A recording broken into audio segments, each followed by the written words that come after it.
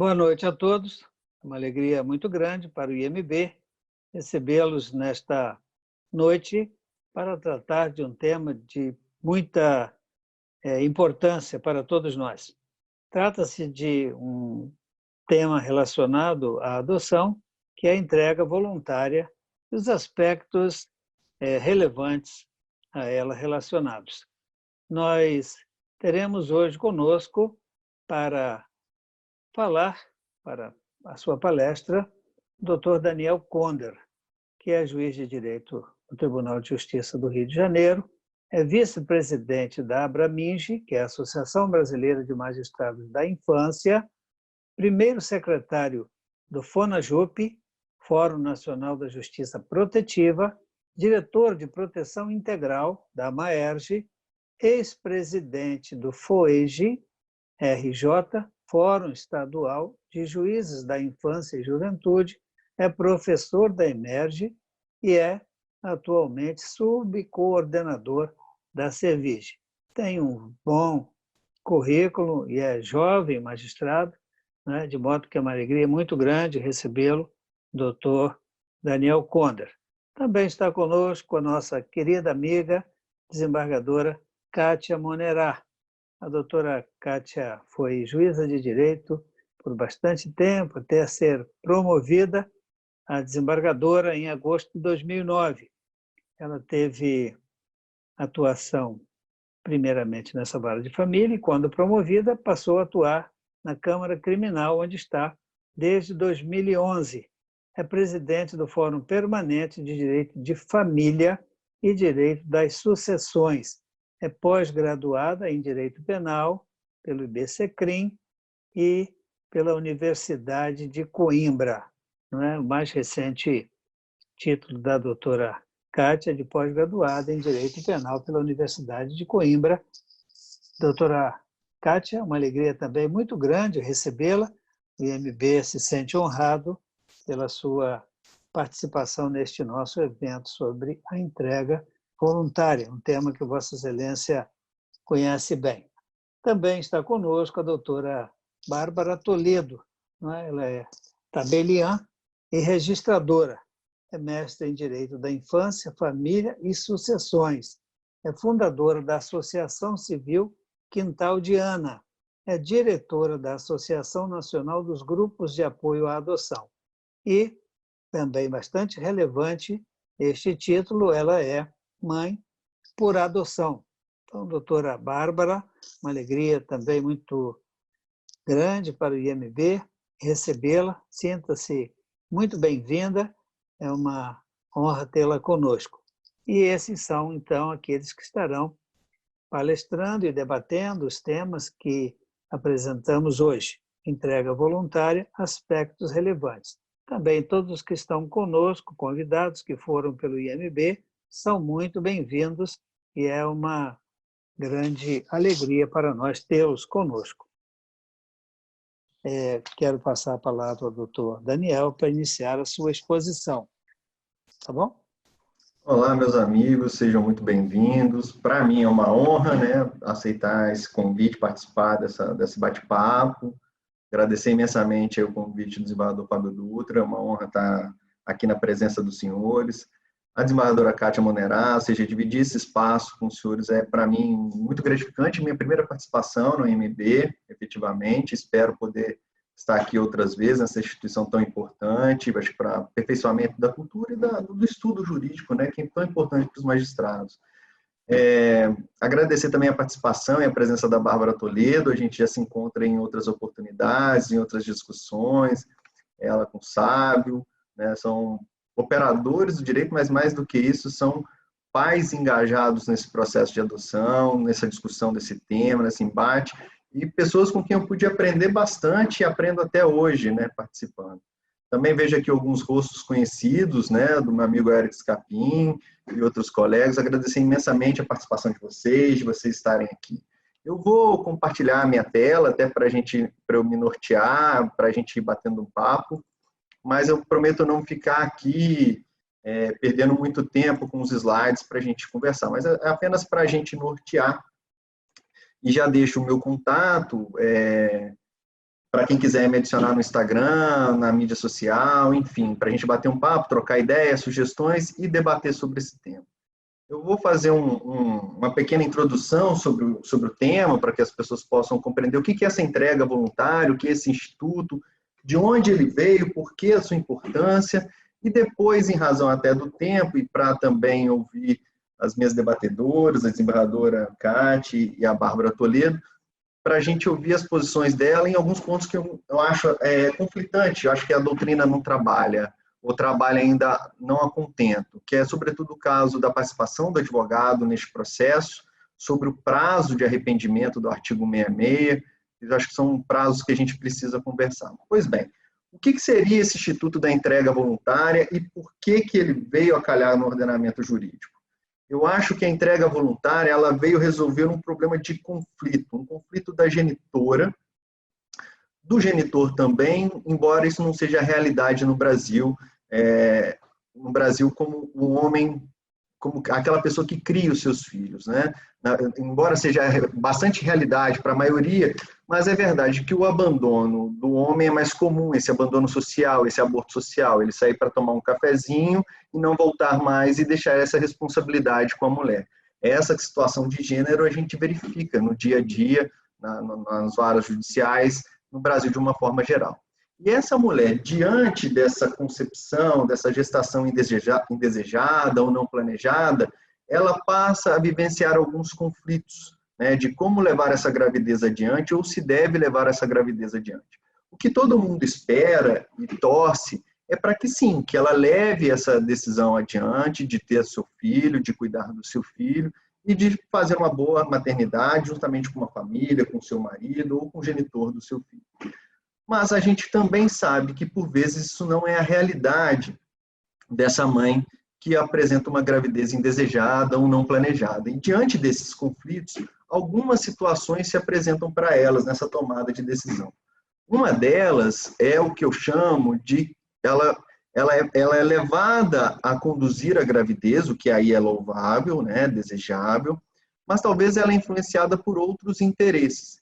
Em que pese a eu acreditar bastante que a maioria das famílias que estão ansiosas por ter um filho tem bons propósitos, e são a maioria, a entrega de uma criança de uma forma irregular pode trazer prejuízos lá na frente. Porque essa família que não participou, talvez, por um processo do Poder Judiciário, um conhecimento, um estudo, pode ficar com essa criança e lá na frente devolver essa criança, fazendo com que lá na frente nós tenhamos uma adoção tardia, uma dificuldade de adotar essa criança. Embora eu ressalte que esse está longe de ser o maior dos problemas. Até sou adepto, boa parte da adoção intuito persona, ou seja, da possibilidade da gente flexibilizar. Mas existem casos, e a gente não pode negar, que uma entrega irregular de uma criança para adoção pode culminar com até os maus tratos dessa criança, e se a gente for analisar os últimos dados de tráfico internacional de criança, 50 mil crianças desaparecem no Brasil. E a partir do momento que você estimula, de uma certa forma, essa adoção intuito persona, ou essa entrega irregular para lá na frente virar uma adoção intuito persona, isso pode culminar até com a saída dessa criança do território nacional. Mas de todas as decisões conflituosas, essa me parece ser a que melhor atende os interesses da criança, porque, de fato, há uma continuidade da gestação que vai culminar lá na frente com o nascimento dessa criança, que é o que nós desejamos. E eu acho que, em termos de justiça utilitarista, 95% ou 99% das famílias que estão em busca de uma criança, ainda que façam um processo irregular, vão cuidar bem dessa criança. Me atormenta muito é quando essa família não, essa mãe, diante dessa decisão conflituosa, de não saber o que fazer, se leva essa gestação adiante ou não, ela não consegue tomar a decisão e vai levando essa decisão sem planejamento até o nascimento da criança. E aí, quando chega no nascimento, é que ela tem que deparar com esse conflito de permanecer com essa criança ou não, e que, por vezes, a gente vê essas manchetes nos jornais de crianças abandonadas, de crianças expostas a sacolas, latas de lixos, em terrenos baldios, e isso compromete a segurança da criança e coloca ela no que a gente chama, na primeira infância, de estresse tóxico, né, comprometendo talvez o seu desenvolvimento integral lá na frente, a sua plena formação moral, espiritual e religiosa.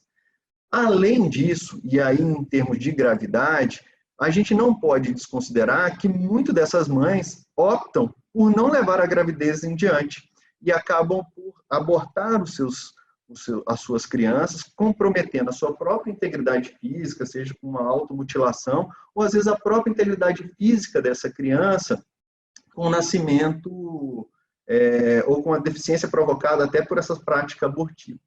Sabendo dessa realidade e de que compete ao Estado promover formas de estimular a vida e proteger a criança desde a sua concepção, ou seja, desde quando ela está na barriga da sua mãe, compete ao Estado criar formas de proteger e estimular essa vida. A entrega voluntária entra justamente nesse propósito, ou seja, de criar alternativas, de dar opções a essa mãe, sobretudo, pode ser o genitor também, mas sobretudo essa mãe, de outra forma de conduzir essa gravidez, levá-la adiante com o amparo do poder estatal, com o amparo do poder judiciário, entregar para uma família que há 4, 3, 5 anos está gestacionando esse bebê.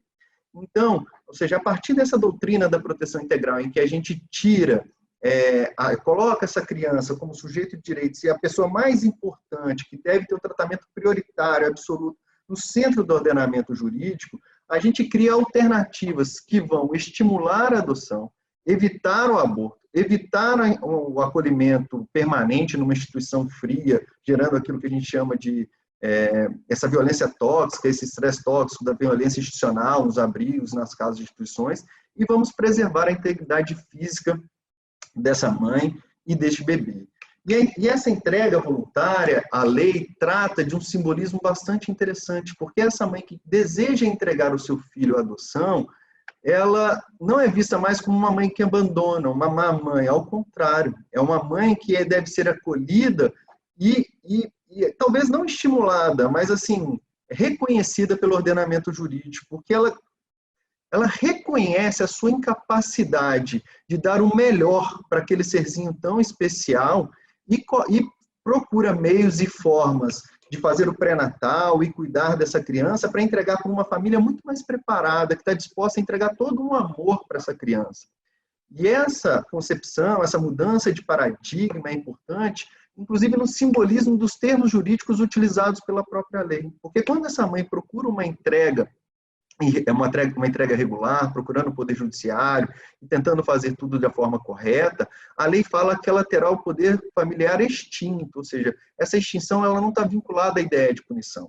Ao contrário daquela genitora, lembrando que a entrega voluntária também é pelo genitor, ao contrário dos genitores que fazem entrega irregular, ela aplica uma sanção que é a perda do poder familiar, né? A perda e a suspensão do poder familiar está vinculada, portanto, a essa ideia de punição.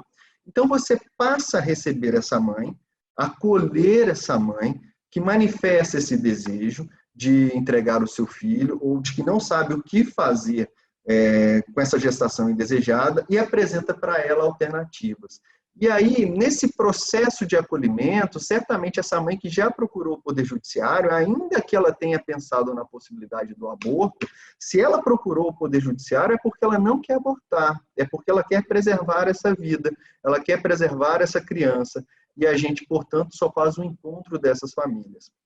Bom, a partir do momento que a gente aqui traçou um ponto sobre a entrega voluntária, e aqui, desde a sua formulação legislativa e os vários dispositivos do artigo 19A tragam bastante temas relevantes, até pelo tempo, para que eu não me perca aqui, eu separei alguns assuntos e alguns dispositivos de lei que ainda demandam um certo tratamento da matéria. Um deles, para mim, está no artigo 66, sobretudo o artigo 5º. Mas o que acontece? O artigo 66, ele fala que nos processos de adoção, é dispensável a assistência do advogado, ou seja, né, por se tratar de um procedimento de natureza de jurisdição voluntária, você precisaria apenas, né, da chancela do juiz para formalizar essa adoção. Todavia, quando ela introduz a entrega voluntária no ordenamento jurídico, pela Lei 13.509, no parágrafo 1º, ela fala que as partes nesse ato de entrega, lembrando que essa entrega tem que ser sempre na presença do juiz, após o nascimento da criança, ela fala que as partes deverão estar acompanhadas de advogado.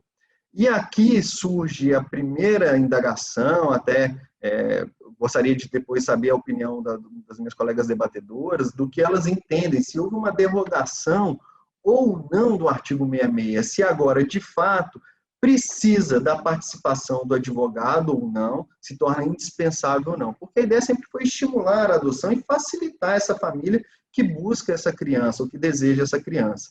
Mas agora, no inciso 1º, há a obrigatoriedade da participação desse advogado ou defensor público.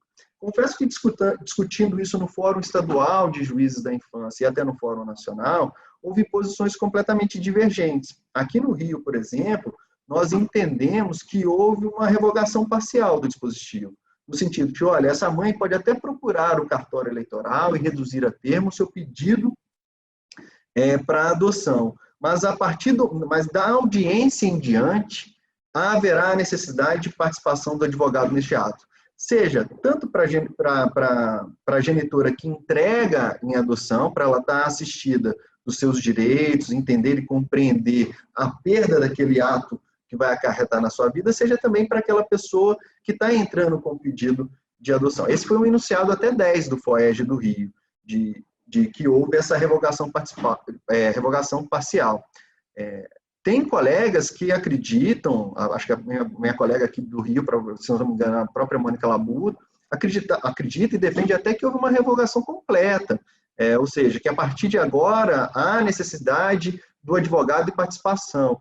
E ela, com alguns colegas do Brasil, de uma forma geral da infância, tem uma preocupação muito grande com o trabalho, o exercício da jurisdição sem a participação do advogado, que por vezes a parte some, ou a parte não consegue defender os seus direitos, então essa capacidade postulatória, essa participação do advogado seria bastante importante. Só que esse enunciado 10 do FOEG, ele não foi repetido no Fórum Nacional de Justiça Protetiva. Lá entendeu-se que era melhor não consolidar isso em termos de enunciado, porque ficou bastante discutível essa questão. Para mim, me parece que a partir da audiência, a presença do advogado torna-se indispensável, ou seja, até a procura pode ser sem o advogado, mas a partir da audiência, a audiência de entrega, formalizada na presença do juiz, de preferência com toda a equipe técnica ali para acompanhar essa genitora, é indispensável a participação do patrono. Bom, mas eu gostaria de chamar a atenção mesmo para o parágrafo 5º, porque ele é o que desperta para mim maior curiosidade, e eu acho que é o que a doutrina ainda não trabalhou exaustivamente sobre o tema. Ele fala no parágrafo 5º, o consentimento é retratável até a data da realização da audiência especificada no artigo 1º desse artigo, e os pais podem exercer o arrependimento no prazo de 10 dias, contado da data de prolação da sentença de extinção do poder familiar. Bom, a primeira coisa que nós devemos pensar é qual a natureza, né, do direito de retratação e arrependimento. O que é isso? É um direito potestativo, é um direito prestacional, e a partir desse direito, essa mãe poderia renunciar a este prazo. Eu tenho colegas aqui do Rio, colegas do Brasil, que acreditam e defendem na possibilidade dessa genitora, na audiência, já renunciar ao prazo recursal. E a renúncia desse prazo recursal acarretaria a renúncia do direito dela? Bom, ainda é bastante controvertido esse tema e essa discussão, e eu tenho algumas posições, e já defendi ela, inclusive, no Fórum Nacional de Justiça Protetiva, com aprovação até de enunciados sobre o tema. Para mim, ambos, tanto o direito de retratação e arrependimento, tratam-se de direito potestativo, esse direito que você tem de alterar a esfera jurídica alheia, né, de poder sobre a esfera jurídica alheia, e, portanto, ele tem natureza de prazo material. E sendo prazo material de natureza potestativo, deixa eu passar aqui para aparecer, potestativo, esse é um prazo decadencial. E sendo um prazo decadencial, aplicaria-se aqui o artigo 209 do Código Civil, de que seria nula a renúncia da decadência fixada em lei. Ou seja, se é um prazo decadencial fixado em lei, essa renúncia dos 10 dias, tanto de retratação quanto de arrependimento, seriam nulos. Bom, e aí surge uma grande polêmica também com os colegas que operam na infância e juventude. Poderia-se renunciar a este prazo recursal?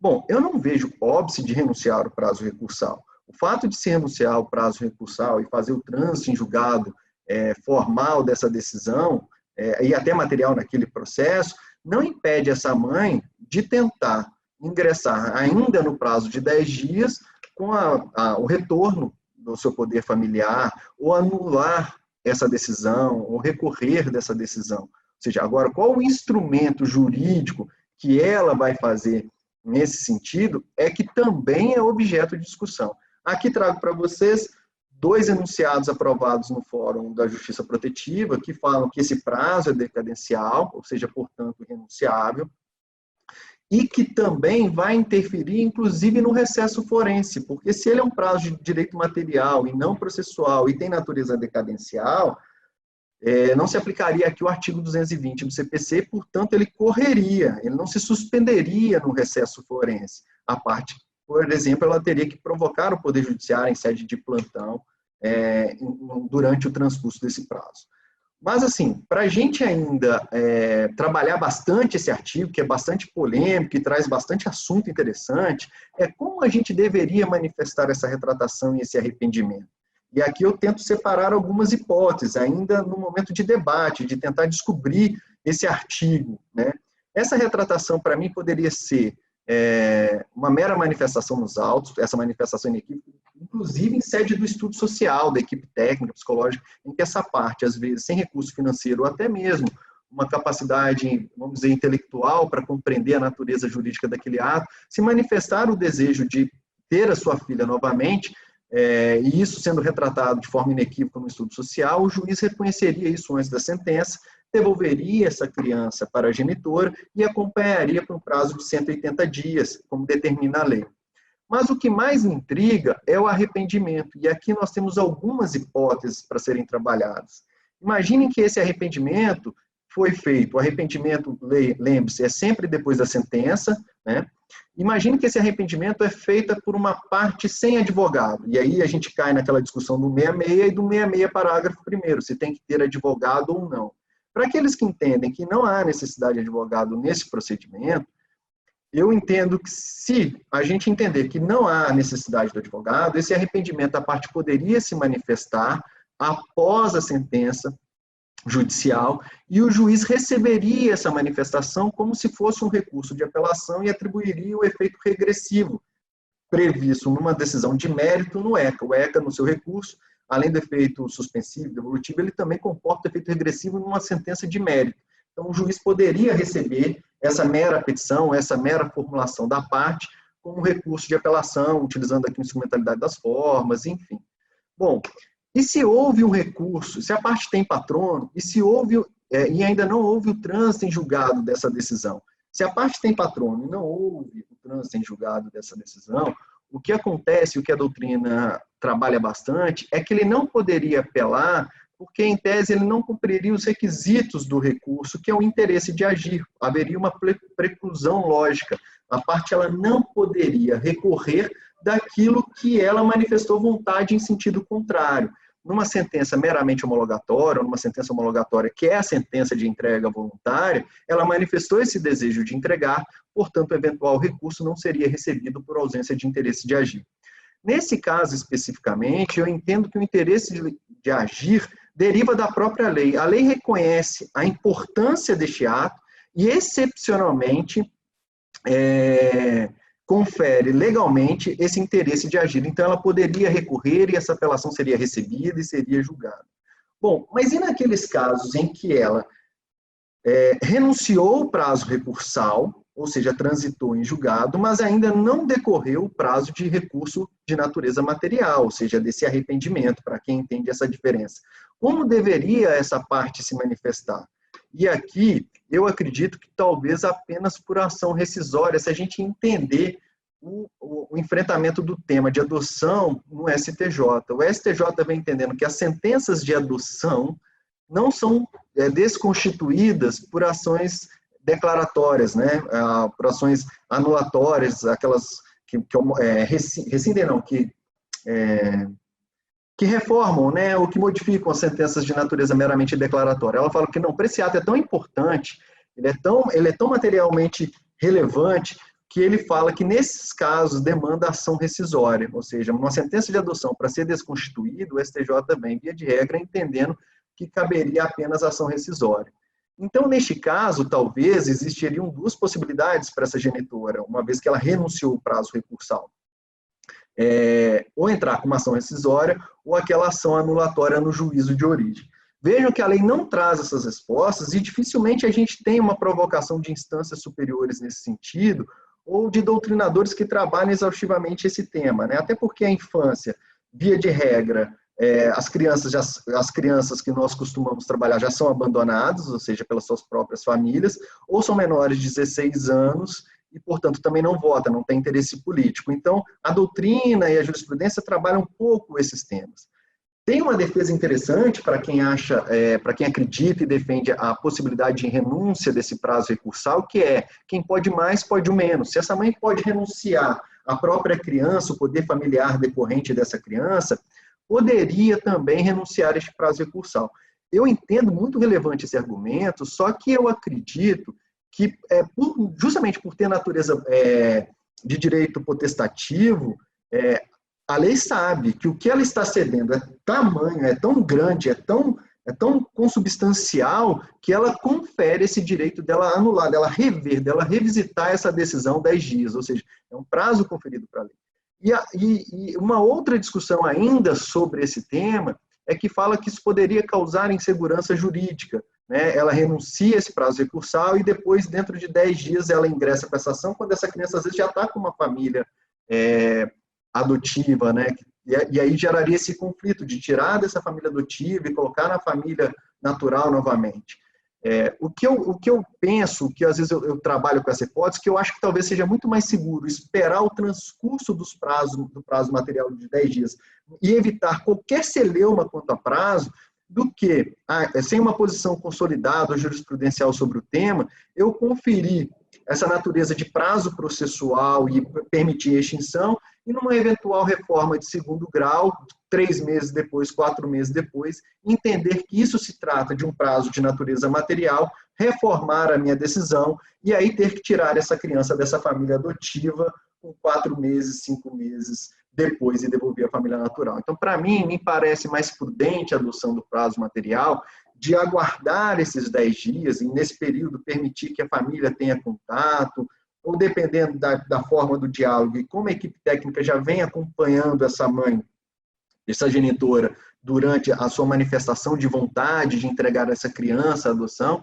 às vezes, de acordo com o enunciado 1 do FONAJUP, às vezes a gente até inclui nesses próximos 10 dias, dependendo da situação dessa criança, na família adotiva, para que ela já tenha, nessa primeira infância, todos os estímulos necessários. Mas quando a gente ainda sente que a vontade da mãe não se mostra bem informada ou inequívoca, me parece mais seguro, ainda que mais prejudicial à criança, aguardar esses 10 dias, até para que ela não sofra um luto de ser tirado de uma mãe, depois colocado em outra mãe, em outra família, para depois voltar para essa mãe ou para essa família. Bom, esse é um dos temas que eu gostaria de tratar com vocês. O tema é pequeno, eu vou trazer um outro agora, que também me chama, esse mais de direito material, mas que também me chama bastante atenção, que eu gostaria também de ouvir o que entendem as minhas debatedoras, se elas já refletiram sobre esse instituto também. O artigo 19A, parágrafo 6º do ECA, ele fala assim, olha, na hipótese de não comparecerem à audiência nem o genitor, nem representante da família extensa para confirmar a intenção de exercer o poder familiar ou a guarda, a autoridade judiciária suspenderá o poder familiar da mãe e a criança será colocada sob guarda provisória de quem esteja habilitado a adotá-la. Bom, qual que é a minha crítica? Esse dispositivo foi vetado, depois ele retornou novamente, e qual que é a minha crítica a esse dispositivo? Esse dispositivo, ele vai de encontro, para mim, a todo o espírito do ECA, ou da Lei 3.509, que trouxe a entrega voluntária ao ordenamento jurídico.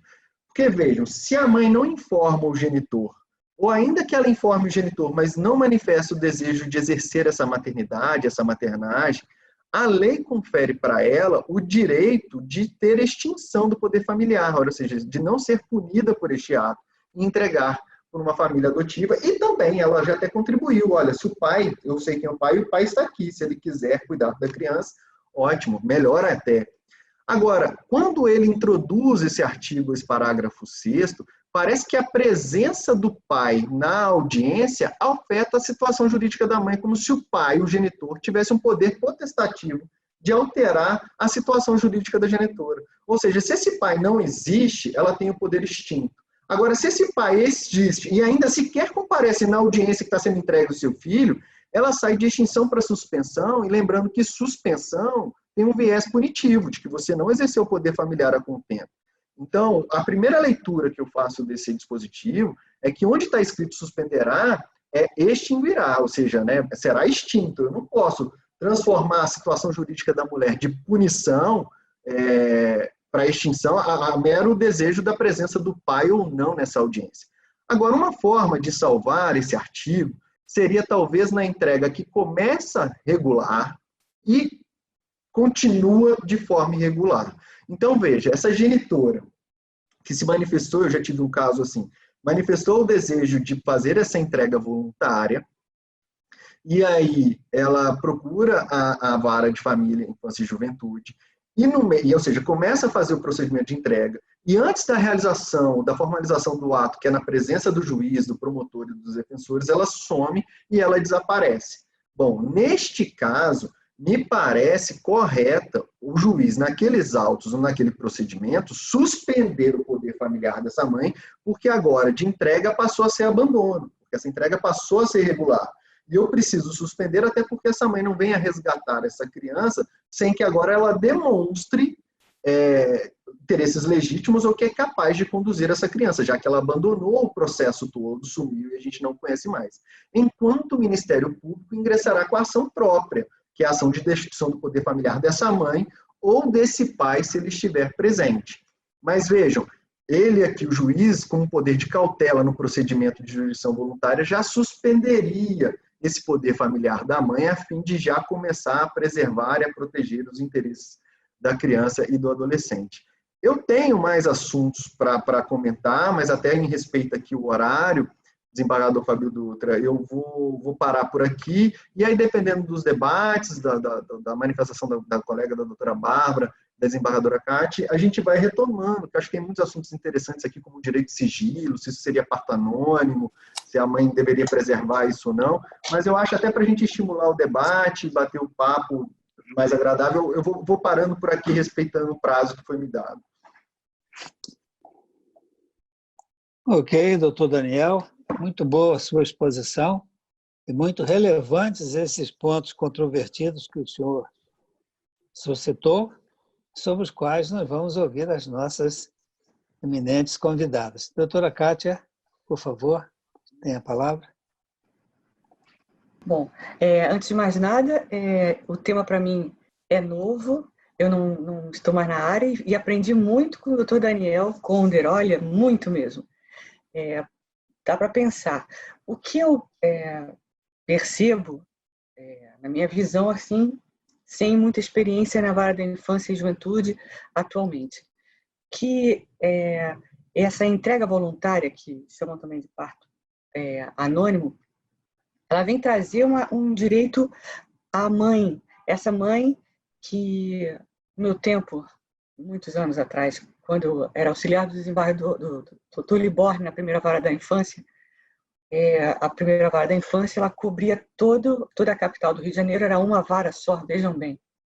O que mais tinha era criança, quase todo dia, bebê, abandonado em lixão, em rio, em mato, enfim, abandonados e com maus tratos também, e nós corríamos para atender e criar nomes, enfim, nós dávamos nomes de mãe para fazer o registro rapidamente.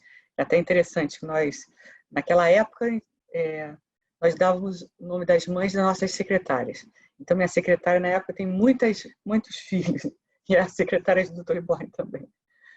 Porque não dava para fazer o registro sem mãe, né? Sem nome de mãe. Veja bem como era naquela época. Agora, com esse instituto, com essa modificação do Estatuto da Criança e Adolescente, tudo isso simplifica. Primeiro de tudo, resguardar o direito dessa mãe dessa mãe gestante perturbada, com problemas que a gente não vai conseguir julgar, porque cada um sabe o que aflige no fundo da alma, a ponto de abandonar um filho. Então, eu acho que primeiro não podemos julgá-la, mas essa possibilidade do parto anônimo, dessa entrega voluntária, principalmente preserva o direito fundamental à vida dessa criança, a vida, a integridade física dela, a saúde dela. O que antes a mãe abandonava em desespero, colocando em risco a vida da criança, hoje em dia ela pode entregar pensando já que a vida da criança vai ser protegida, vai ser resguardada, aquilo ali continua, e ela se desvinculou, ela se livrou daquele problema, mas resguardou aquela vida, aquela criança. Eu acho que essa a grande vantagem. Eu acho que é o que o sistema jurídico, a ordem jurídica precisava dessa solução. Então, a mãe agora não pratica, quer dizer, pode praticar, mas ela tem a opção, né, de não praticar diversos crimes, veja bem, aborto, infanticídio, abandono, enfim. E ela pode fazer fazer essa entrega voluntária com um procedimento que é justamente na Justiça da Infância e da Juventude, resguardada, cuidada, ainda na gestação, acompanhada depois do parto, acompanhada essa criança e verificando, inclusive, com a equipe multidisciplinar, a necessidade dessa mãe. Isso eu achei tão importante, tão interessante, tão bom acompanhar essa mãe, essa gestante que pretende entregar essa criança. Temos que ver que existe um Pacto Nacional para a Redução da Mortalidade Materna e Neonatal, que busca, né, diminuir os índices da mortalidade. Tem o programa de humanização do parto, humanização do pré-natal, do nascimento. Temos leis sobre humanização de parto, cuidado da parturiente, aquela lei de 2016, que eu não vou lembrar o número, me desculpem. E também o desenvolvimento infantil, tudo que foi inserido no ECA, inclusive essa lei 2000, essa lei que chamam da adoção, né, mas essa lei 2010 também, que acrescenta parágrafo do artigo 8º, enfim, tudo isso para reduzir exatamente todos esses danos, todo esse risco à vida da criança, e dando a possibilidade da mãe que não quer ter esse filho, preservar a vida da criança. Assim, achei uma grande solução. E também uma outra coisa que eu me pergunto, mas isso deve ser controvertido, é a questão da mãe não poder escolher para quem vai deixar a criança, né? Tem que fazer parte, a criança vai ser adotada pelo casal, pelo melhor habilitado naquela ordem que existe para a adoção da Justiça da Infância e Juventude. Eu não sei, eu posso trazer essa questão, por que não? Por que não? Se a mãe conhece uma família, ela é acolhida por aquela família, ela não quer ter a criança, mas ela tem uma família acolhedora, que ela sabe que vai dar um futuro, um bom futuro, um carinho, um amor, já ama, inclusive, digamos, na hipótese. Dentro do seu ventre, essa família já cuida e ama aquela criança. Por que não pode ser a família que vai adotar essa criança? Por que tem que estar nessa... É obrigatório, eu sei, está lá escrito na lei, né? É o artigo 197, bom, deve ser, mas se não me engano. Eu acho que tem um artigo no ECA, se não me engano, que fala sobre isso, né? E não me lembro bem, mas eu acho que tem um artigo, será que é o 197A? Eu acho que o 197A da lei do Estatuto da Criança e Adolescente, da lei 8.069 de 90, que fala que é obrigatório encaminhar esse bebê, esse neonato, para a pessoa, o casal, que está previamente habilitado para fins de adoção. Eu traria essa questão, embora afastada do dia a dia das várias infâncias e juventude, eu, assim, entendo que tudo na vida nós temos que ter parâmetros, temos que ter os direitos, as garantias, a lei previamente. Mas se sempre não haver nenhuma exceção, posso estar um pouco ignorante nessa matéria, não há nenhuma exceção. Se essa mãe é acolhida, ela não pode deixar essa criança para essa família, não há nenhuma hipótese, não há nenhuma exceção. Era uma questão foi uma das questões que, ao estudar um pouco essa matéria para o dia de hoje, me chamou a atenção. Naquela época, eu me lembro, lá na década de 90, quando já existia um cadastro de adoção, me lembro que muitas pessoas reclamavam exatamente isso, porque havia pessoas que visitavam instituições, orfanatos e abrigos e se apaixonavam por uma determinada criança. Mas esse casal, essa pessoa não estava na lista, digamos, de antiguidade para adotar aquela criança. E se apaixonavam, criavam um laço com aquela criança e não podiam adotar. Eram situações difíceis. Eu não sei como se resolve essa questão hoje em dia. Eu pediria para o doutor Daniel me explicar, que eu acho afetivo isso. Se você cria laços de afeto, você é impedido de adotar aquela criança por uma disposição legal, não há uma exceção? Eu gostaria de debater essa questão. Doutora Bárbara também, prazer. Um abraço ao seu marido, doutor Sávio, nosso colaborador lá no nosso Fórum Permanente de Família, faz muita falta. Então, para a senhora também, doutora Bárbara. Ok, ela disse que não era especialista, que esqueceu, que não sabe nada, que já tem muito tempo, hein? Fez uma varredura na legislação e ainda trouxe o doutor Daniel e a doutora Bárbara para Berlinda. Ela vai querer que a futura mãe, né, ao invés de fazer um pacto de doação antes, esse pacto de doação é uma, talvez, criação minha. Porque eu não entendo nada disso mesmo. Mas, ao invés de fazer uma doação prévia, uma proposta de parto anônima, ela vai dizer, não, eu vou ter a criança e depois eu vou escolher quem vou dar. E aí vai criar um outro problema maior. Mas daqui a pouquinho o doutor Daniel fala sobre isso. A respeito, eu vi um filme recente, né, esses filmes de pandemia, né, filme que a gente vê durante a pandemia, de um casal, né,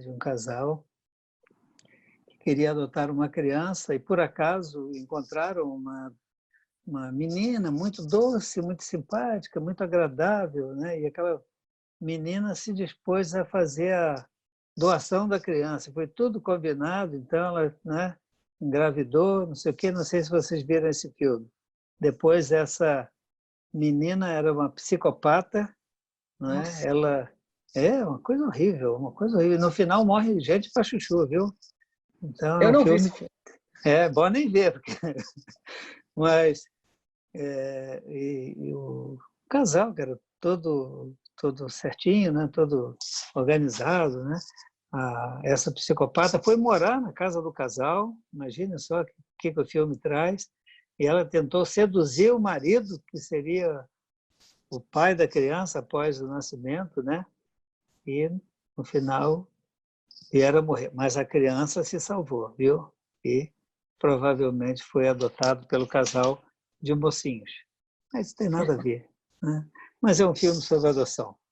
Doutora Bárbara, uma alegria recebê-la, né? Seu marido é uma pessoa muito querida, realmente. Até estava falando agora há pouco com a doutora Regina. Ela falou, não, são amigos nossos, né? E a doutora Regina também. Até ficou de estar aqui, né, para o segundo tempo, e a gente marca o segundo tempo 45 minutos. Então, o prazo dela já transcorreu e eu acho que ela ainda não entrou. Mas uma alegria recebê-la, uma alegria conhecê-la pessoalmente. A senhora que é tabeliã, mas profissionalmente, por força do seu amor do coração, é mãe de adoção, é uma pessoa sempre envolvida com essa causa, e não é de hoje. Eu me lembro, a senhora sendo citada pela desembargadora saudosa, desembargadora Colares, né? Então, hoje é uma alegria encontrá-la e eu gostaria de ouvi-la, por favor. Boa noite a todos, desembargador Fábio Dutra, e me sinto extremamente honrada com o convite, com a oportunidade de estar aqui, né, nessa mesa, digamos assim, debatendo um tema tão importante na garantia do direito de toda criança a viver em família. Assim, muito obrigada mesmo por ter lembrado o meu nome, porque nesta oportunidade eu tive uma grande aula do Dr. Daniel Conder, porque a gente está sempre tendo que aprender mais, porque esse tema realmente é um tema novo ainda e suscita muitas dúvidas. Essa parte do nosso Estatuto da Criança tem questões sensíveis que, para a militância da adoção, apresentou uma possibilidade, né, para que essa criança nasça, tenha garantido seu direito à vida, mas, entretanto, denuncia também um certo apego do legislador à família biológica, à família extensa, quando nós estamos vivendo uma era em que o afeto é que define as relações familiares. Cada vez mais nós temos tido testemunho disso, e os senhores muito mais ainda, porque é na porta do judiciário que aparecem os casos onde pouco importa se é pai registral, se é pai biológico, é o afeto que vai definir, né, essa vocação para o exercício da parentalidade e para o sentimento de ser uma família de verdade. Desembargadora Kátia Monerá, também muito obrigada. Imagina, ela não está mais na área da infância, imagina se estivesse. Muito obrigada também por trazer tantas coisas importantes. Eu cheguei a atuar durante ainda a nossa militância, tive umas oportunidades com o desembargador Liborne. A gente sempre aprende, é uma coisa fantástica. O doutor desembargador também, Thiago Ribas, eles andavam sempre juntos, fazendo a diferença na área da infância e juventude. Então, diante desses agradecimentos, eu queria fazer as seguintes considerações sobre essa entrega voluntária.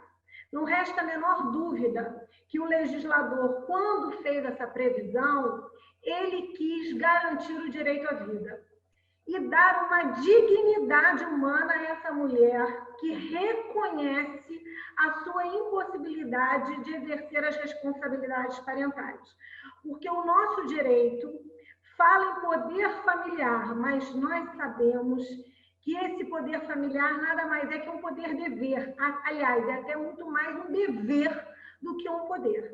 Então, ela reconhece essa impossibilidade de exercer. E ela tem essa dignidade de ser acolhida, que é como a lei determina, de ser assistida psicologicamente pelo sistema de saúde, também pela equipe técnica do judiciário, para preparar, para ser esclarecida acerca das consequências desse seu ato, mas ela está tendo a oportunidade de ser respeitada na sua vontade de entregar.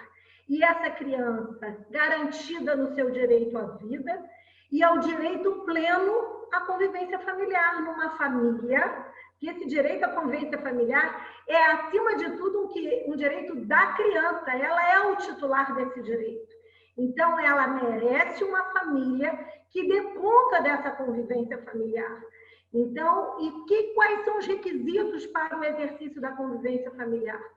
Fundamentalmente, as responsabilidades parentais, o exercício dessas responsabilidades parentais acrescidos do afeto. Eu costumo dizer que é o amor qualificado que precisa para caracterizar, para efetivar a convivência familiar e comunitária, um direito da criança.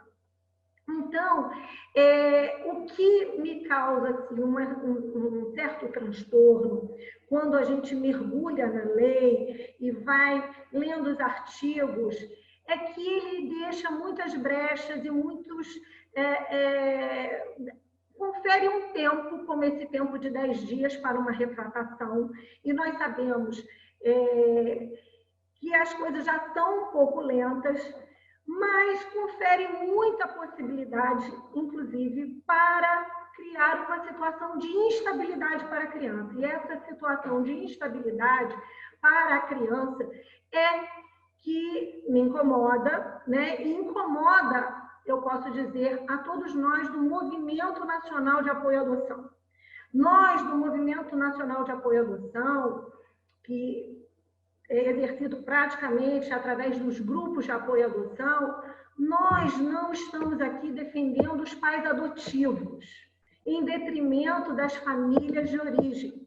Inclusive, grupos de apoio à adoção, como o Quintal da Casa de Ana, trabalhou, já desenvolveu projetos pela reintegração familiar, dada a realidade que o perfil dominante ainda é das crianças pequenas. E nós temos muitas crianças com mais idades, grupos de irmãos que estão em situação de acolhimento e precisam estar em família. Então, a gente tenta fazer esse trabalho de resgate da família de origem. Mas, infelizmente, nós podemos dizer, sem sombra de dúvida, que a cota de possibilidade de retorno à família de origem é de 20%. E ainda exige de nós um acompanhamento dessas famílias. Elas não podem ser reintegradas, digamos assim, e deixadas de lado. Agora vocês se cuidem. Tem que haver um apoio. Mas nós, grupos de apoio à adoção, temos em vista a criança, fundamentalmente, que é titular desse direito à convivência familiar e precisa de estabilidade. Então, esse prazo realmente de 10 dias para uma retratação, para o arrependimento, é um prazo que gera uma estabilidade, inclusive, para o judiciário, porque o juiz tem todo um trabalho de realizar uma audiência, o Ministério Público, a equipe técnica já atendeu, fez o relatório e, no entanto, ela tem a oportunidade de se manifestar novamente e definitivamente, entre aspas, nessa audiência e, no entanto, essa sentença pode ser uma sentença ineficaz. Diferente, né? Agora, com essa aula do Dr. Daniel, a gente entende aí as questões dos prazos, direito material e pode ter uma ação anulatória, uma apelação, mas, a grosso modo, a sentença é uma sentença ineficaz, diferente de uma situação, de um outro caso concreto, que vai ser jogada para a segunda instância, que faz parte do nosso sistema jurídico, o duplo exame, né, pelo menos mínimo, de uma decisão judicial. Então, eu penso e defendo justamente a possibilidade dela renunciar a esse prazo e criar mas por quê? Por isso também defendo a participação de um advogado, de uma pessoa que vá entender, quer dizer, fazê-la compreender. Um defensor público, nós temos uma assistência judiciária maravilhosamente constituída, que vai poder esclarecê-la nos pormenores do que aquilo representa. Mas certas situações têm que ser decididas em prol do futuro dessa criança, da estabilidade. E esse prazo gera uma estabilidade que também é incompatível com todo o arcabouço do nosso Estatuto da Criança, que vem numa defesa da primeira infância. Agora, a primeira infância, graças a Deus, despertou a atenção de todos com programas. Então, nós participamos até da Semana da Primeira Infância, promovida na Emerge, E o trabalho que está sendo feito nos hospitais do Rio de Janeiro, de apoio, tentando trazer os genitores para serem os companheiros das gestantes, né, das suas gestantes, justamente para empoderar esses pais, né, e eles fazerem o acompanhamento, colocar mais, humanizar os hospitais, as maternidades, com também um apelo masculino para mostrar a responsabilidade do genitor. E aí nós temos esse prazo que vem na contramão da defesa da primeira infância, ao meu ver, né? E gerando mais instabilidade, porque, sem sombra de dúvidas, isso gera sequelas nessa criança, porque há uma lacuna. Essa criança, profundamente, são os que os psicólogos definem. Ela tem já a lacuna do abandono, da falta do desejo de ser parte da gestante, né, daquela mãe, daquela vida, e nós ficarmos nessa tentativa reiterada. Por outro lado, existe também o artigo que fala, e eu gostaria de também debruçar sobre isso, gostaria de ouvir a opinião do doutor Daniel, da doutora Kátia, do doutor Fábio, sobre essa busca pela família extensa, que eu acho assim, um contrassenso a busca pela família extensa, porque também se choca com outro artigo do Estatuto, que define quem é a família extensa. A família extensa não é o parente, qualquer parente. Tio, avô, irmão, pode ter um irmão mais velho, ou primo. Família extensa é aquele parente que tem um vínculo, afinidade, afetividade, quer dizer, há um convívio prévio. Obviamente que não há convívio prévio com uma criança recém-nascida, certo? Mas cuidou daquela gestante. Então, a gente vai fazer essa força de entender que cuidou da gestante, então fica com o filho da gestante, se responsabiliza. Mas será que isso não seria revitimizar essa criança? Uma mãe que já não quis, e ficar naquela família, né? Dando, desculpa os termos, mas dando de cara com aquela mãe, com aquela pessoa que não quis assumir? Não sei, acho que é uma coisa que nós precisamos pensar, que os psicólogos falam isso, né? Eles debatem, eles questionam isso. Por outro lado, a gente também sabe que todo o protocolo, né, da entrega voluntária é justamente para evitar uma intermediação dessa criança para a colocação numa família que não esteja preparada. E nós temos um sistema jurídico, um cadastro nacional de adoção, hoje SNA, lotado de pretendentes à adoção previamente habilitados pela Justiça, que passaram por um curso de preparação, onde eles não ouvem o que eles querem, eles ouvem o que eles precisam ouvir, que está na lei, onde a gente informa, e isso eu falo porque nós somos parceiros dos grupos de apoio à adoção. Quintal da Casa de Ano tem convênio com o Tribunal de Justiça, porque é quem promove os cursos de apoio à adoção na capital, em Niterói, Maricá, Itaboraí, Rio Bonito. Os pretendentes têm que passar pelo nosso curso. Eles ouvem que a adoção não é caridade, que a criança tem o direito à sua origem, conhecer a sua origem biológica.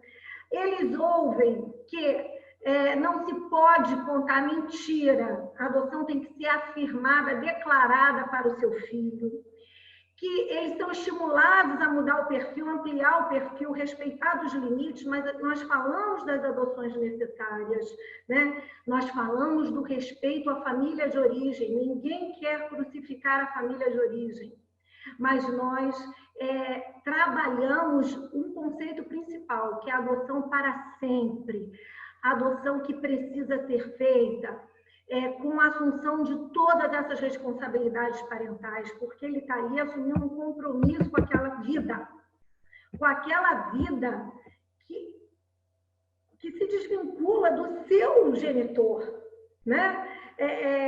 quando nós temos até os nossos filhos biológicos, aquilo passa a ser uma vida independente, com direitos, garantias. Então, não está mais atrelada à minha vida desde que eu seja cumpra a missão de responsabilidade.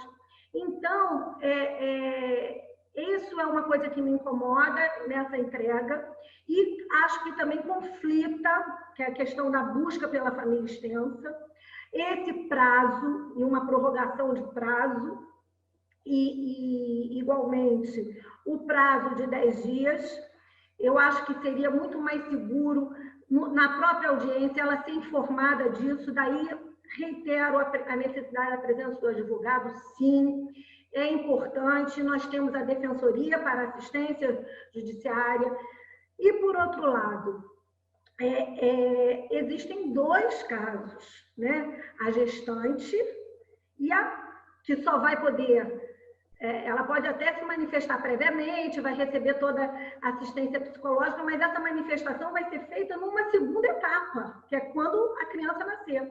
Olha só quantos momentos isso acontece também não existe entrega voluntária sem criança nascida, é isso, parida, é isso que eu quero dizer. E o outro caso é também entrega de mães com a criança mais velha, mas aqui a gente está falando já entrega inicial. E quando ela quer o sigilo? Quando ela quer o sigilo, como cumprir esse protocolo da lei? A gente não vai respeitar esse desejo, essa necessidade dessa gestante? É muito importante que nós pensemos nisso e que esse acolhimento, que o sistema, né, de saúde, o sistema judiciário, através das varas da infância, das equipes, venham dar a essas gestantes, seja um acolhimento informativo, mas não um acolhimento de pressão, para que a criança não seja submetida a uma mãe que realmente teve a coragem e a dignidade de declarar a sua impossibilidade de exercer as responsabilidades parentais. Acho que meu tempo já se esgotou. Não falo muito, eu sou famosa por falar muito. Se fala muito, eu não sei, mas que fala bem, fala.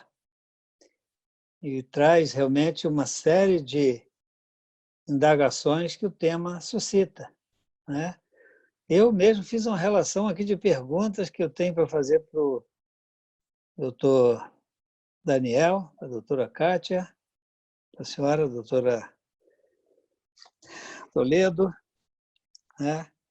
20% de retorno é um índice muito alto, né? Adoções mal sucedidas é muita coisa. São 100 crianças em cada... Aliás, são 20 crianças em cada 100. Pois não? Não, nós estamos falando, quando eu disse sobre 20% de reintegração das crianças que estão lá. Nós tínhamos em Niterói em torno de 400 crianças abrigadas em 2007. E o Ministério Público do Rio de Janeiro lançou um módulo da criança e do adolescente nesse ano. E nós nos prontificamos, enquanto Quintal da Casa de Ana, Grupo de Apoio à Adoção, a fazer o diagnóstico das crianças abrigadas. Na época, nós colocamos uma equipe técnica, com psicólogo e assistente social, por conta do Quintal da Casa de Ana, dentro de cada abrigo de Niterói, fazendo um estudo social daquelas crianças. Hoje, o que são as audiências concentradas, os relatórios circunstanciados dessas crianças, nós fizemos isso em 2007. E fomos além, como nos moldes das audiências concentradas, inclusive, né, que foi assim, um gol de placa do Tribunal de Justiça do Estado do Rio de Janeiro, e eu falo isso que o Judiciário Fluminense deveria levantar essa bandeira realmente, porque isso acabou influenciando todos os demais tribunais, porque o CNJ quis ouvir na época a desembargadora Conceição Munier, que foi mais ou menos, acho que foi ela a idealizadora integral fez o plano Mater, etc. E essas audiências concentradas que estavam no plano Mater eram para esses relatórios. Só que isso foi em 2010, 2009 para 2010. Só que em 2007 o Quintal de Ana fez isso. E nós conseguimos identificar as famílias de origem dessas crianças que estavam lá no abrigo. E conseguimos, uma parceria com o juiz da infância de Niterói, desembargador Eduardo Paiva, e hoje, né, desembargador, e o Ministério Público, nós conseguimos reencontrar as famílias, identificar as famílias, e que nem sempre são os pais, às vezes é uma tia, e reintegrar 20% das 400 crianças. Mas essa história que todo mundo fala, é primeiro a reintegração, acontece que se esse trabalho não for feito logo, de imediato, os vínculos são enfraquecidos, perde-se a identidade familiar e eles não manifestam o interesse de ter seus filhos de volta. Nós conseguimos, juntamente, quer dizer, porque o Quintal não tem poder de reintegrar, mas ajudou nesse processo só 20%, não é 20% de devolução de adoção, não. É muito pouco, né? É muito pouco, exatamente. Mas são 80 e 400. É verdade. Está respondida essa questão. Pronto, estou tranquila. Agora, a outra é com relação ao registro. Se a criança chega a ser registrada em nome da mãe antes de ser entregue ao casal que venha a adotar. Também me trouxe essa dúvida. A outra é o nome do filme. Além da Realidade, é um filme de 2016, sugiro que vocês vejam, né? É um filme de John Cassar, né? Um suspense, estrelado por Maurice Chestnut, Regina Hall, Jess St. Clair, e dirigido por esse John Cassar. Um trailer com uma história para lá de inusitada, pois trata-se de assuntos como loucura, obsessão psicótica e anomalia envolvida no processo de maternidade de substituição, mais conhecida pelo povo como barriga de aluguel. Tá bom? Então, se tiverem um tempinho aí, vejam o filme Além da Realidade. Sigilo da mãe, o doutor vai falar sobre isso e sobre os outros temas suscitados, a questão do prazo que a senhora acha que não precisa, né? E quero saber também, com relação à família extensa, quando for, por exemplo, uma filha de uma família bem estruturada, mas nós fizemos uma live na semana passada, ou 2 semanas, sobre o psicopata e a resposta penal. Mas nós estudamos, nós debatemos, os professores, os nossos convidados, debateram muito a questão da psicopatia, não é? Então, imaginemos uma moça psicopata que decidiu que vai doar o filho dela e a família extensa nem sabe da gravidez, acontece. Então, é um ponto também, um pouco de pimenta aí no seu molho, doutor Daniel, só nos trazer alguns ensinamentos. Por favor. Gente, obrigado pela oportunidade. Eu vou tentar ser rápido, né? A minha ideia também não é monopolizar a fala, mas eu acho que eu consigo englobar todas as discussões aqui. Rapidamente, no que tange ao prazo, eu trouxe essa questão, diferentemente das outras que eu costumo falar em entrega voluntária, porque eu acho que é um dos poucos pontos que eu discordo da doutora Bárbara Toledo, mas não na essência. Acho que na essência eu acho que esse prazo também gera insegurança. E quando a gente pensou formular uma proposta legislativa sobre esse assunto, e que ela não foi levada à proposta dos juízes, houve uma modificação, a ideia era que ela pudesse recorrer dessa decisão, então não renunciasse o prazo. Porque o prazo de recurso no ECA eram 10 dias, então não tinha esse prazo de 10 dias. Era bastasse ela não recorrer, que ela teria o prazo de recurso, não homologaria ali naquele ato e tudo mais. Mas, por algum motivo, o legislador, por bem ou por mal, colocou esse prazo de 10 dias. E aí, a partir do momento que ele fez esse prazo de 10 dias com arrependimento e retratação, compete a gente, como operador, tentar interpretar essas palavras. O que é retratação, o que é arrependimento, em que momento que isso vai dar e qual a natureza desse prazo. E eu acredito que ela gera uma instabilidade para a criança e para as famílias envolvidas, mas quando eu defendo essa tese de que é melhor um prazo material, eu acredito que por ser prazo material é corrido, então é 10 dias, pronto e acabou. Quando é prazo processual, ele pode suspender no final de semana, ou ele pode suspender no recesso, ele pode ter uma demora do judiciário, a parte ficou doente, ou seja, outros fatores de suspensão. Então, avaliando os riscos dessas decisões difíceis, me pareceu ser menos traumático esperar esses 10 dias corridos e depois essa situação define, inclusive no recesso forense, ou seja, não tem suspensão, acabou, ou seja, 10 dias ali daquela quarentena, e depois em diante a gente consegue definitivamente tratar essa criança sem qualquer nuance, né? Do que uma opção por um prazo que poderia ser renunciado, que eu entendo que seria renunciável, mas, por exemplo, o desembargador Fábio Dutra ou a desembargadora Kátia Monerá, num eventual recurso, entende esse prazo material. E aí poderia trazer, sim, esse choque de demorar 3 meses, 4 meses para o retorno, que geraria muito mais insegurança se a gente respeitasse os prazos de 10 dias de natureza material, que, sem dúvida nenhuma, traz prejuízo para a criança nesses 10 dias, nessa primeira infância, na sua formação psicológica. Mas foi muito mais, talvez, um critério de decisões difíceis, né? Até que isso seja consolidado, até um entendimento simulado sobre a matéria, uma súmula vinculante, enfim. Bom, no que tange ao sigilo, eu já aproveito para pegar um gancho no que a desembargadora Kátia Monerá falou de parto anônimo. Nós, dos juízes da infância, a gente entende que isso não é parto anônimo, desembargadora, a gente entende que isso é entrega voluntária. A gente acha que o parto anônimo é uma antiga roda dos expostos. Eu até trouxe isso para vocês, se a gente tiver tempo a gente coloca, em que a mãe coloca, eu tenho até um episódio da Record muito interessante, faz você chorar quando assiste, que é um dos sobreviventes dessa roda dos expostos, em que ele não sabe quem é a mãe, não sabe, é muito interessante, como isso afetou a sua existência, sem saber, né?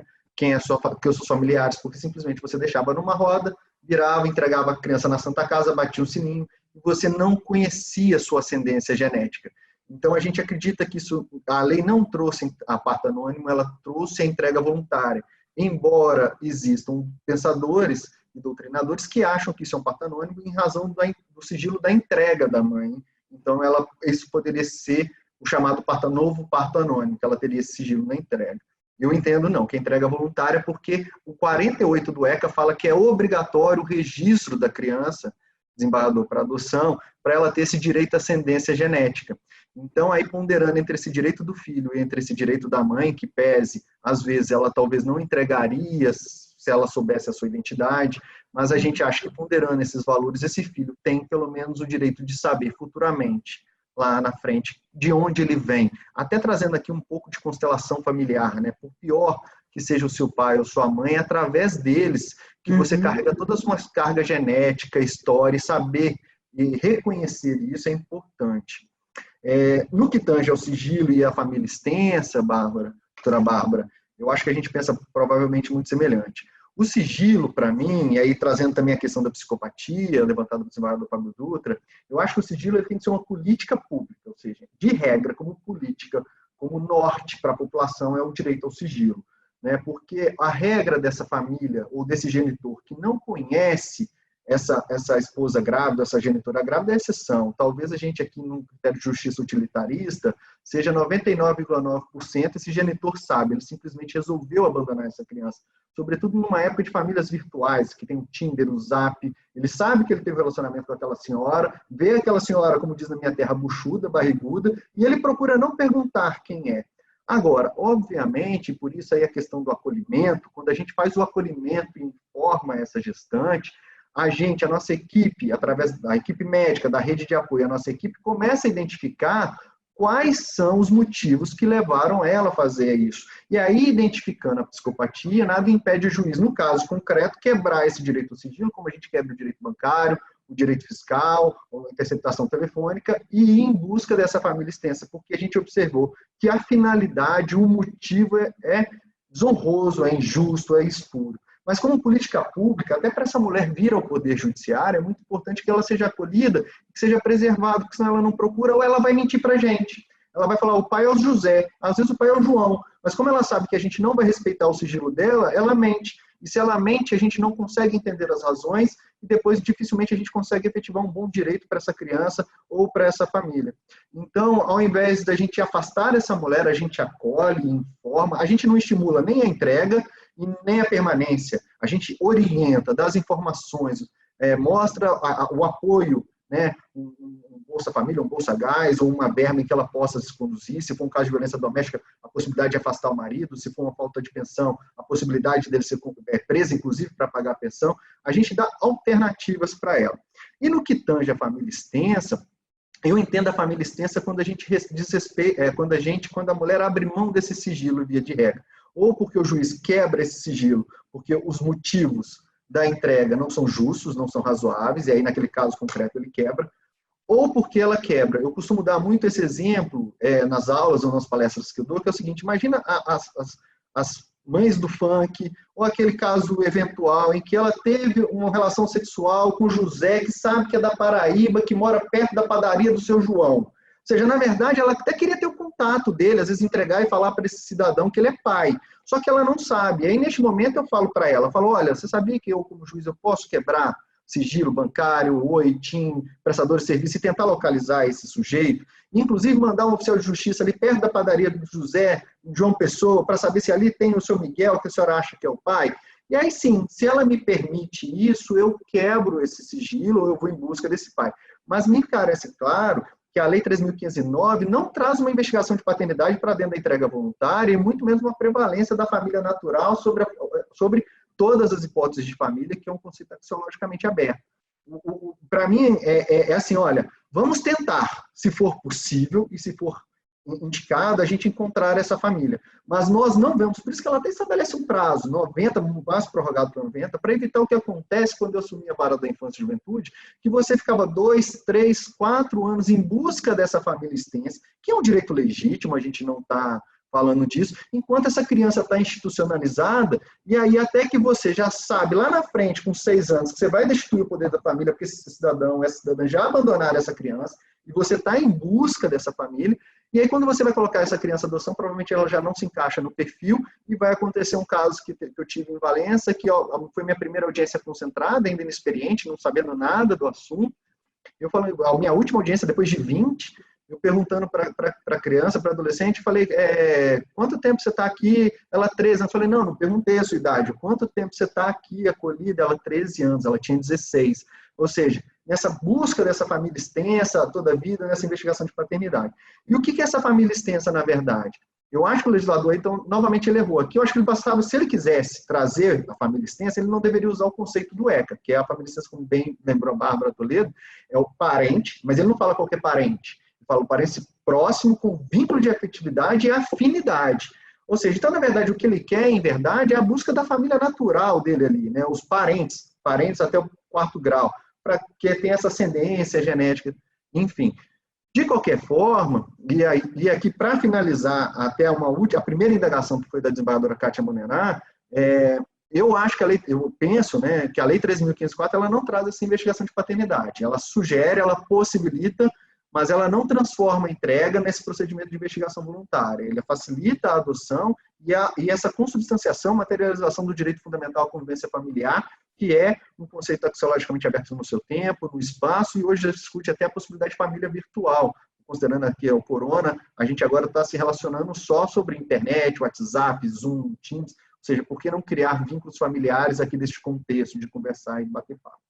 E, por fim, no que tange a adoção, aqui, desembargador, eu trago para você uma divergência muito clara. Os juízes de família, né, de concepção de família, da competência de família, são muito favoráveis à adoção intuito persona e aos projetos no Congresso de estimular a adoção intuito persona, essa adoção dirigida, né, que não é a adoção brasileira, que a adoção brasileira é uma fraude no registro, vamos dizer assim, mas a adoção dirigida, de você escolher. E os juízes da infância são muito ligados ao cadastro, ao fortalecimento desse cadastro. Eu talvez esteja no meio termo, e eu explico por que eu esteja no meio termo. É importante fortalecer o cadastro, porque o cadastro é uma grande conquista. Essa família passou por um crivo de habilitação do Poder Judiciário, foi ouvida por nossos terapeutas, os nossos psicólogos, assistente social, a gente identificou se é um pedófilo, se não é um pedófilo, ou se tem outro problema. Ao mesmo ponto que eu também acho que a gente não pode desburocratizar as relações de afeto. Então veja que essa mãe, às vezes ela está em dúvida se ela entrega ou não, mas ela admira muito a forma como o desembargador Fábio Dutra cuida dos seus filhos, ou como a desembargadora Kátia Monerá, às vezes até as convicções religiosas e filosóficas. Nossa, ele é temente a Deus, ela é temente a Deus, eu gostaria que ele levasse a minha filha, eu desse essa religião ou isso. Às vezes é do mesmo núcleo social, religião. Por que não burocratizar? Qual que é o grande problema que é levantado pelos juízes da infância nessa grande discussão entre esses juízes da infância e de família, um representado mais pela BDFAM, o outro representado mais pela Braminde? Que o Brasil é um país exportador de crianças. Ou seja, enquanto os Estados Unidos, que é onde impera esse sistema, ele é um país acolhedor de criança, o Brasil é um país exportador de criança para esse tráfico internacional de crianças. E quando você promove uma adoção dirigida sem um mínimo de estudo, de análise, ou de averiguar profundamente aquilo ali, você permite que essa família compre essa criança. A gente pode até trazer aqui que também qual o problema, às vezes, de ajudar financeiramente também, podemos trazer essa questão também, mas aí a discussão vai longe, mas até a compra dessa criança de famílias carentes, e aí você faz o registro dessa criança, e uma vez com o registro dessa criança, você se torna pai de pleno direito e pode sair para fora do Brasil e compactuar com o tráfico internacional de crianças. A gente tem que lembrar que não é só o Rio de Janeiro a adoção, né? A gente que participa de discussão no Brasil inteiro, tem um juiz da infância que para fazer audiência tem que pegar 2 dias de barco, 3 dias de barco, em outras localidades em que talvez o Poder Judiciário não esteja atento. Eu venho defendendo muito ainda lá com os colegas que eu acho que talvez seja uma forma da gente flexibilizar isso. Olha só, a mãe poderia direcionar desde que essa família esteja previamente habilitada, porque às vezes ela pode escolher não o primeiro da fila, mas o segundo ou o terceiro, alguém que ela se identifique, ou alguém que chegue para ela e fale assim, eu quero entregar, mas eu gostaria que essa família me permitisse ter acesso ou visitar, ou acompanhar o crescimento dela, me informasse como ela está, se ela está bem. E às vezes o primeiro não quer, ele fala, não, é meu filho, eu não quero ter contato nenhum com a família natural, mas às vezes a Bárbara ou um terceiro fala, não, perfeitamente, para mim é ótimo, eu vou ser o pai, eu vou ser a mãe, eu vou ter os cuidados, mas eu acho importante para a formação e desenvolvimento dessa criança que ela saiba de onde ela vem, e isso é um direito importante para ela. Então, agora, o ordenamento jurídico, fora o cadastro nacional, ele permite em 3 hipóteses, que é o 50, parágrafo 13. Né? Quando é adoção unilateral, o padrasto adota o filho da esposa, ou vice-versa, ou quando já é um parente que já tem vínculo de afinidade, um primo que vai adotar um filho da prima, enfim, ou no caso de uma guarda de direito, ou seja, concedida pelo juiz em 3 dias. O STJ já reconhece, aqui também as nossas câmaras, já reconhecem de muito longe a adoção dirigida. Mas eu acho que reconhece sobretudo porque já são situações consolidadas. Imagina que essa família já está 3, 4 anos com essa criança, e aí vai chegar na Câmara dos Senhores ou lá no STJ. Qual é a coragem que se tem para devolver essa criança e incluir no cadastro? É muito difícil.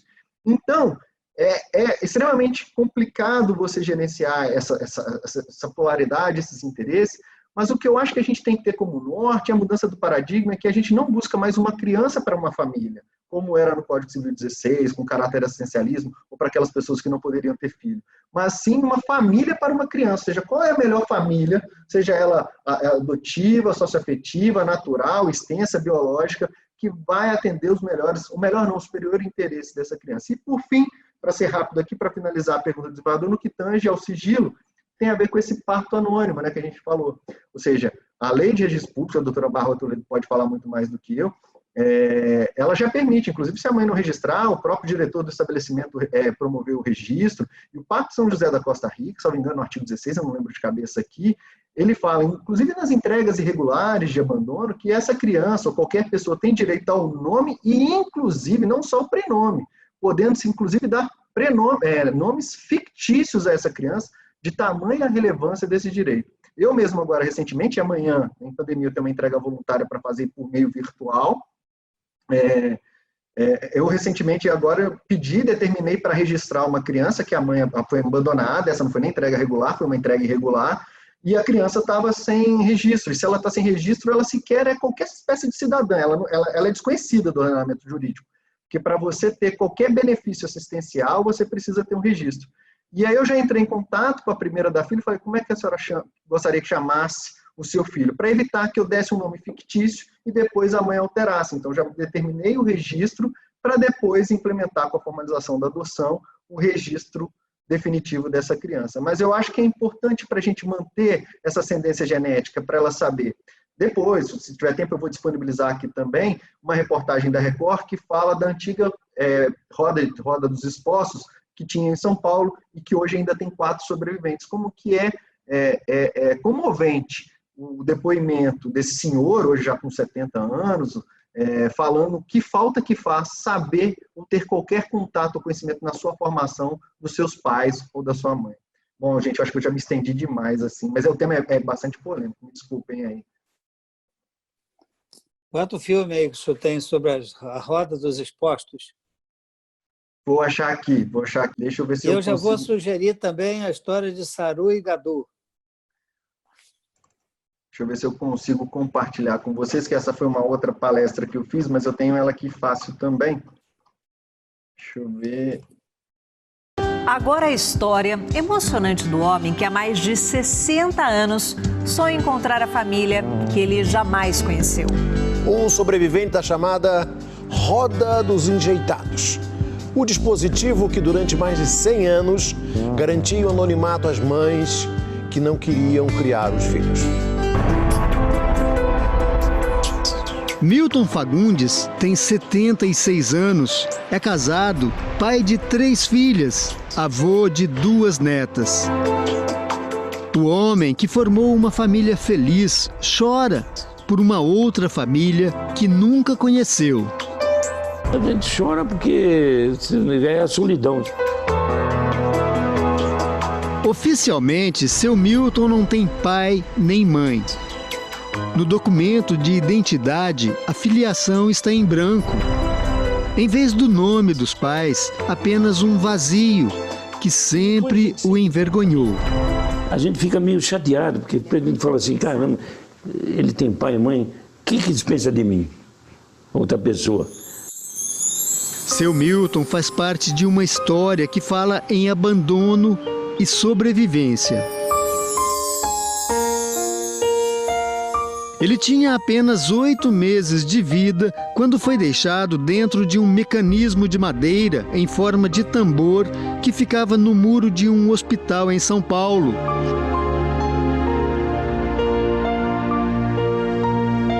Um dispositivo conhecido como Roda dos Expostos ou Roda dos Enjeitados. Uma separação que até hoje ele não entende. O senhor se pergunta por que ela deixou o senhor lá? Por que ela me deixou lá? A roda onde o seu Milton foi deixado em 27 de setembro de 1939 existe até hoje. É essa aqui. Foi preservada e está no Museu do Hospital aqui em São Paulo. É um mecanismo giratório de madeira. Essa parte com a abertura ficava do lado de fora do muro do hospital. As mães, então, colocavam os bebês, as crianças, aqui dentro, giravam a roda e, em seguida, tocavam este sino. Era o sinal de que mais uma criança havia sido deixada na Roda dos Expostos. A roda funcionou por 135 anos e deixou de existir em 1960. Por meio dela, as mulheres que não podiam ou não queriam cuidar dos filhos recém-nascidos entregavam os bebês sem ter de dizer o nome ou o motivo. Quase 5.000 crianças foram deixadas na roda. 4 ainda estão vivas. Uma delas é o seu Milton.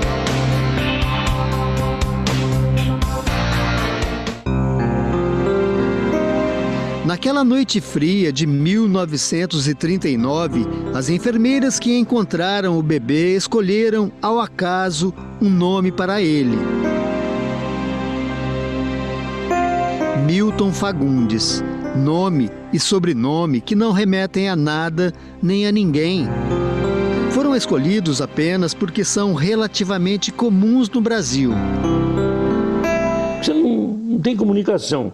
Não tem tio, não tem irmão, não tem parente. Então você fica neutro. Você não sabe com quem conversar.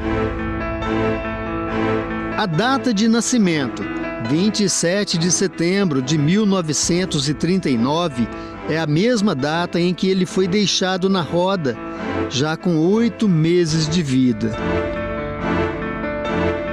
Junto com o bebê não havia nenhum bilhete, nenhuma indicação sobre a origem da criança. Um menino forte, de olhos azuis e muito bem agasalhado. Estava uma com roupinha azul, uma roupinha boa. Era uma criança que era descendente de gente de família. Família quer dizer, de bem, que a minha roupinha era a roupinha melhor do que as outras. As lembranças do orfanato onde passou a infância estão bem vivas na memória de seu Milton e falam de noites longas e vazias. Para todo mundo ver em casa. Né? Tá na Record, no YouTube, você consegue pegar da Record. Deu para a gente ter a noção de como as coisas aconteciam. Né? A gente estuda um pouco de direito de família, sempre tem essa roda dos expostos no nosso currículo, né? Na nossa grade de estudo, mas a gente vai procurar, então, depois ver. Eu sugiro também o filme, eu acho que é Lion, né? Lion, não sei se vocês viram, a história de um garotinho indiano que se perdeu naquela multidão. É muito bonito o filme. Acabou sendo adotado por um casal de australianos e muitos anos depois, acho que mais de 15 anos, ele voltou para conhecer a família. Aliás, 25 anos depois ele voltou para conhecer a família. E acho que podemos agradecer ao doutor Daniel pela excelente exposição, à doutora Kátia pela excelente intervenção, a doutora Bárbara também por sua maravilhosa presença e participação. Vocês trouxeram, eu acho esse tema muito relevante. Eu acho que a gente tem de fazer um mais, ou outro mais, ou vários mais, para debater o tema, trazendo essas contradições, as dificuldades, as posições ainda não definidas, né? Porque primeiro a gente leva para aliás, depois disso aí, desse novo normal, a gente leva para o mundo inteiro esse debate. De forma, agradecemos a todos pela participação, pela presença e a vocês, mais uma vez, a gratidão do IMB. Tá bom?